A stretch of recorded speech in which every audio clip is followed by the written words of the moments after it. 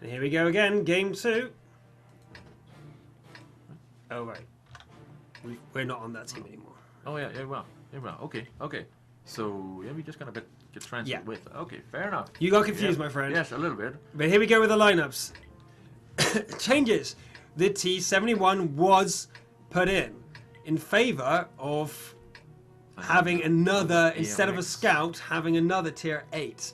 So, wow, okay, they skimped on every front. The tier 3 artillery went down to tier 2. Yep. The tier 2 went down to tier 1, and they had tier 7, the rest tier 8. The other side on Synergy didn't change, which is interesting considering Synergy were the one who lost. Yeah.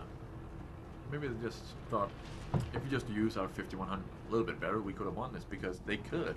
Because the remaining tanks on Lobster's team was very, very damaged. So if that damage had been dealt by the 5100, then it could have been prevented. Yep, and here we go in the middle. We're going to miss this fight, but he's running away there. Anton Retten and his T71 is trying to get away from Drag and the rest of Synergy, but he does get away. They didn't want to chase him too far, because if they chased him too far, they were asking for it. Yeah. So that was lucky for him, but they used him very intelligently, considering he is the tier 7. Yeah, it really did. And now Synergy just decided to, let's just take the hill from the beginning. And let's see if that pays off in the long run, because Lobster just sitting here right now. They can't really, they have 3 big tanks here, and they can't really move them out. And shells landing a lot. Yeah, Shadow was over here and got some serious damage taken. He's down to 8 HP, but he's still very important, because if he goes down, then Lobster will lose any sight or going down the western flank. They won't know what's going on over there. So over here we have got Jared and Synergy and Shilov with the rest of Lobster going around the corner. They're actually going to be pushing to try and take him out with their autoloaders. But that backfired and Shilov went down very quickly, but they're not going to give up now. They saw blood. They said, well, we lost one. We might as well take him down. But Solo went down to almost no HP and actually could still go down now. Yeah, they tried to get out there. And the AMX, I think, no, they're not going to. Yeah, they're going to follow. They're going to go for it, but he's going to try and get away, and I think, oh, Sternpanzer too. What a great shot there. Better take him down, but we're actually going to see another one go down here. The AMX-90, Rodak is running away, trying to get away from that absolute fantastic play from Synergy, where I guess the overplay, going around the corner, seeing Bloodlust, Shilov goes down because of the autoloaders from Synergy. Lobster overcommitted for that fight. Way too much. There's a time and a place to pull out, and well, that was it, Shilov. Yeah, but yeah, we saw a completely different style of play from Synergy, and it really paid off. Just pushing to the hill and just having the AMX 5100 just sit back up, out of sight. And in the meantime, the T2 Light managed to get round the back, and the rest of the Lobster team did go down. So this is going to be 1-1. Let's see what everyone is saying in the chat about who they want to actually win.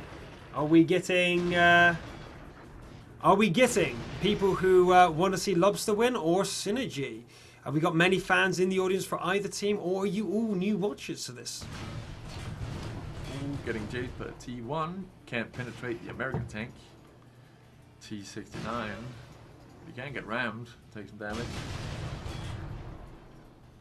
And, it is GG, and the ammo rack, so yeah, now the autoloader isn't really an autoloader. I do love these death animations though for the April Fool, shall I say. Yeah. It is very cool.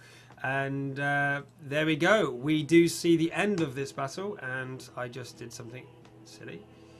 There we go. And loss for Lobster. Their changes didn't work. Nope. We didn't see Synergy change, even though they were the ones to lose. They didn't change. It was Lobster who changed, and then they got trounced. We have here almost no damage coming out from the AMX-90s. A lot better from the T-69s, but still not impressive. And just as good for the T-71. Yeah. Bison did nothing. No. And the T1 was a T1. Yes. But this time, the AMX-5100 did 1,000 damage. Yeah. Paid for his weight in tier points. The Chaffee, though, shot a lot. Shot a lot. 1,375. Interesting counter using the Chaffee as a replacement for the VK. Yeah. worked out. It has worked Quite out in well. that battle. It didn't work out in the first one, but it definitely worked out in the second one. So that's definitely something we need to keep an eye on because, well, we don't know how good that's going to be going.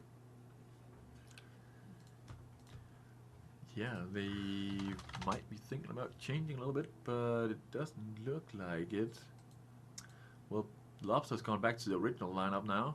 As we can see, they've chosen the Sturmpanzer again, and the T-71 is out. Even though I was so happy to see it, it wasn't really put into a great effect, so might as well go back to the same lineup which won them the first battle. Well, we will probably see some changes because that didn't work out for them. They overcommitted and managed to get taken down very swiftly. Yeah. And Synergy just changed complete tactics. Instead of rushing after 4.5 minutes, they decided to rush immediately. And it worked. But we don't see any changes, although we do, on Lobster's setup, we do see some changes there.